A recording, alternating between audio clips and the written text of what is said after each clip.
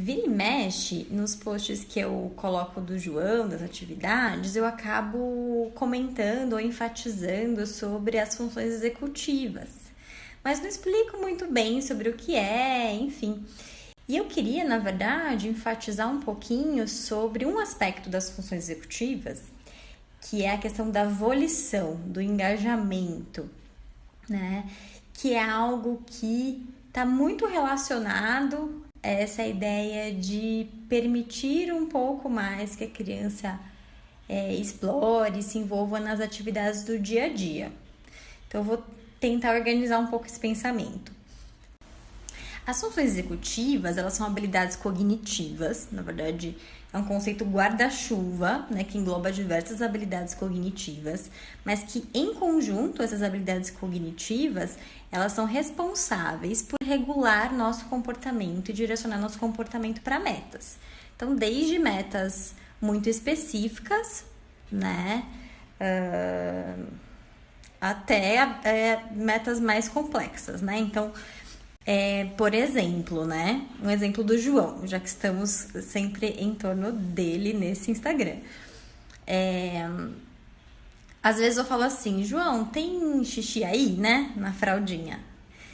E ele precisa...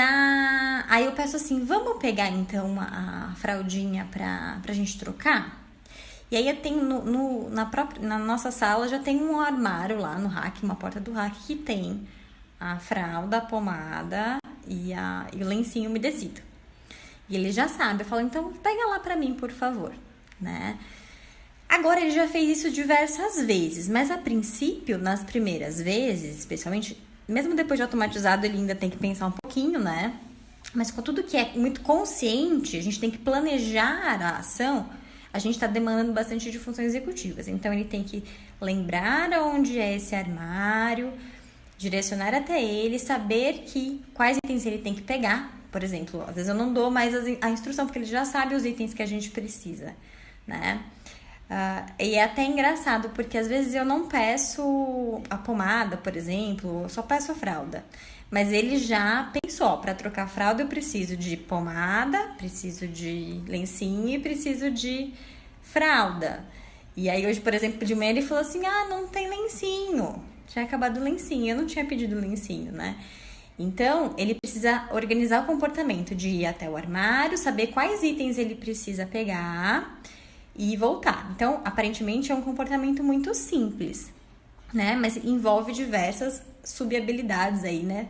Das funções executivas. Então, ele tem que ter essa iniciação do comportamento, ele tem que pensar em que armário está, quais itens ele tem que pegar, né? Se não tiver, então se não tem um lencinho, me avisar, pedir ajuda, ter uma flexibilidade do pensamento para encontrar uma alternativa, enfim, se distrair com alguma coisa, às vezes acontece, por exemplo, dele abrir o armário e tem alguma coisa outra minha lá nesse mesmo armário. A gente espera que as funções executivas terminem de se desenvolver mais ou menos lá pela adolescência, né? Então, assim, a gente sabe que elas começam mais inicialmente, na infância, pelas habilidades mais simples, né? De controlar impulsos, de mudar o pensamento, né? Ter flexibilidade cognitiva quando precisa mudar, pensar de uma forma diferente, mudar a estratégia, o jeito de fazer, até o desenvolvimento de habilidades mais complexas de funções executivas, que é o próprio planejamento, organização, resolução de problemas, que inicia-se ainda durante a infância, mas vai se consolidar mais lá pela adolescência mesmo, né? Mas eu fiquei pensando sobre essas atividades do dia a dia, que a gente enfatiza bastante, de envolver a criança nas atividades naturais, sem precisar criar tantos artifícios para estimular, né? E o que isso tem a ver com funções executivas, né? Eu também falei num vídeo sobre que é muito mais interessante a gente fazer atividades com um propósito mais natural do que com atividades mais artificiais, que a princípio não tem muito propósito, é atividade pela atividade, né? E isso porque tem muito a ver com a motivação da criança, né? Então, as funções executivas não são... A gente não tem só as funções executivas frias, né? Que tem a ver só com o raciocínio, né, a execução em si, mas sim com relação à motivação, o que a gente chama de funções executivas quentes, né, motivação, regulação emocional e etc, né. Então, quando a gente envolve a criança em atividades com propósito, que tem a ver com o dia a dia, então, por exemplo, ele tá com a fraldinha cheia, a gente precisa trocar essa fraldinha, então ele tem um propósito natural que é estar limpo e ele participar desse processo, né? Mas o que eu queria enfatizar mesmo, estou dando essa volta para poder chegar nisso, que é a ideia, né, de que a gente precisa sempre estimular com que as crianças sigam as nossas regras, as nossas instruções, que respeitem as nossas regras. E aí, nesse pensamento, a gente acaba deixando de dar oportunidade para a criança desenvolver esse aspecto inicial das funções executivas, que é da volição, de ter a vontade, a iniciativa de se engajar naquele propósito para alcançar uma meta específica. Então, se o tempo inteiro eu tô preocupado em fazer com que a criança ela siga a minha instrução, eu vou ter que dar instrução para ela a vida inteira. Eu tô exagerando, mas enfim, a tendência é essa, porque ela não tem a iniciativa, ela não pensa na necessidade para poder fazer esse movimento mais consciente de, então, o que eu preciso fazer? Que materiais eu preciso? Quais etapas eu vou executar isso? Quanto tempo eu preciso? Qual é o meu planejamento? Se eu tiver um problema, como que eu resolvo isso? Tudo isso é funções executivas.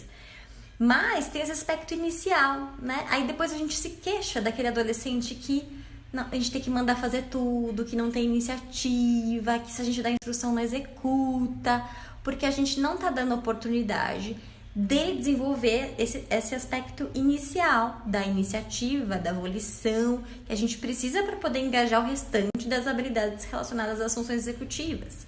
E a pergunta é, como que a gente estimula, né, o desenvolvimento dessa questão inicial, de se envolver numa atividade com propósito, ter esse interesse, essa iniciativa, né? Então, olha só, essa é uma grande questão, né? E uma das principais formas é a gente dar oportunidades, né? Então, quando a gente vê crianças muito pequenas explorando, bagunçando, indo o que a gente imagina além dos limites, né? A gente fica extremamente incomodado, porque a gente quer que ela siga os padrões de organização, né? A criança que vai lá e fuça todos os potes da mãe e desarruma a gaveta de meia que a mãe acabou de arrumar, ela tá explorando, né? Então a gente tem que entender sempre a função do comportamento, sempre eu bato nessa tecla, né? E a gente tem que deixar com que a criança explore isso. Então, por exemplo, aquele vídeo que eu postei do João colocando o tênis sozinho, né? Assim, pra que ele chegasse no ponto de colocar o tênis sozinho, mesmo naquele vídeo já dá uma vontade de a gente ajudar. Fala assim, mas o que custa? Eu tô colocando meu filho é um pequeno, tem 2 anos e meio, eu posso fazer essa gentileza de colocar um tênis pra ele. Isso é uma coisa que eu escuto também. O que custa eu colocar o tênis pra ele? Pra gente não custa nada, mas vai custar no futuro, pra ele inclusive, talvez pra gente também, né? Então eu tenho que dar a oportunidade dele tentar e ver, e até inclusive para desenvolver não só essa iniciativa do comportamento que a gente tá falando, a volição, mas também a persistência no comportamento. Ou também pensar em alternativas diferentes para resolver aquele problema, porque senão a criança, diante de uma dificuldade, o que ela vai fazer? Ela vai desistir. Então, por exemplo, perguntei pro João se ele queria ler um livro e falei, vai lá pegar um livro no seu quarto. E eu escutei ele gemer e reclamar, assim, aí eu fui lá ver, ele não estava alcançando o livro. Aí eu, tudo bem, eu pensei numa alternativa que eu poderia favorecer com que ele mesmo pegasse, mas realmente estava difícil ali, situação, então eu peguei pra ele. Só que eu entreguei pra ele segurar. E era um livro pesado, de capa dura, assim, então ele segurou assim, parte de cima, e ele não estava conseguindo carregar. Aí o que eu faria? Eu pegaria o livro, né? O que custa pegar o livro pra ele, né? Mas eu pensei, não, né? Vou mostrar pra ele que a gente pode sempre pensar numa outra forma de resolver. Flexibilidade cognitiva, que tá dentro de funções executivas. E ao mesmo tempo eu mostro pra ele que ele não precisa desistir, né? Ele pode continuar com a vontade dele de carregar o livro, de levar o livro pra gente poder ler. dou oportunidade, né? Não dou a possibilidade de ele pensar que ele não é capaz de fazer aquilo, enfim, diversas coisas. Eu tô estimulando uma conduta tão simples, né? E aí eu ensinei uma outra forma dele carregar, e aí com o esforço da dó, a gente fica querendo, eu vou carregar um certo esforcinho, mas ele conseguiu carregar o livro. Qual o problema dele fazer um esforcinho para carregar o livro? Qual é o problema disso? A gente tem dó quando na verdade a gente está dando uma oportunidade rica da criança desenvolver habilidades e autoconfiança e questões emocionais e não só cognitivas numa atividade, uma conduta tão simples nossa do dia a dia. E eu escrevi, né, a chamadinha Funções Executivas e Regras e Limites, porque até coloquei uma pergunta aí, né, uma demanda que geralmente as escolas pedem, né, para os psicólogos falarem sobre regras e limites. Alguém esses dias perguntou uma orientação para mim, Bruna, a escola pediu o que eu abordo, que linha teórica eu uso para falar sobre regras e limites. A gente tem que questionar o que são essas regras e esses limites, né? A gente só quer que a criança obedeça. Se a gente só quer que a criança obedeça, a gente está criando um adulto que não tem iniciativa, né? É lógico que a gente tem que entender, a criança tem que entender que as coisas têm consequências, né? Então, se eu não quero ter aquela consequência, isso vai dar limite do meu comportamento. Só que tem uma questão reflexiva, né? Consciente, de metacognição, né? Dela pensar sobre o próprio comportamento. E não simplesmente obedecer porque tem um adulto que manda. Senão, qual é a tendência dela? Ela não ter essa iniciativa de parar e pensar sobre o que é importante ou não, né? Desenvolver esse senso. Como também talvez tenha consequências secundárias de ser um adulto que vai querer então estabelecer essa questão da instrução aos outros, regras, enfim, né? Resumindo, como ajudar a criança a desenvolver esse aspecto de funções executivas, né? De iniciação, de volição, dando oportunidade para ela tentar se arriscar e se envolver especialmente nas atividades com propósito do dia a dia, desde os mais simples, né? Especialmente os mais simples, para que a gente já plante essa sementinha da sensação prazerosa de conseguir cumprir um propósito, conseguir executar uma tarefa nova, ou se sentir responsável, se sentir autônomo. Isso vai dar motivação para que a criança se envolva, né? Então, a gente não tem como esperar com que ele tenha iniciativa e tenha interesse e tenha responsabilidades, enfim, se a gente faz por ele. Ele não vai ter essa sensação, né, essa recompensa interna para que ele persista e continue tendo essa iniciativa ao longo do tempo.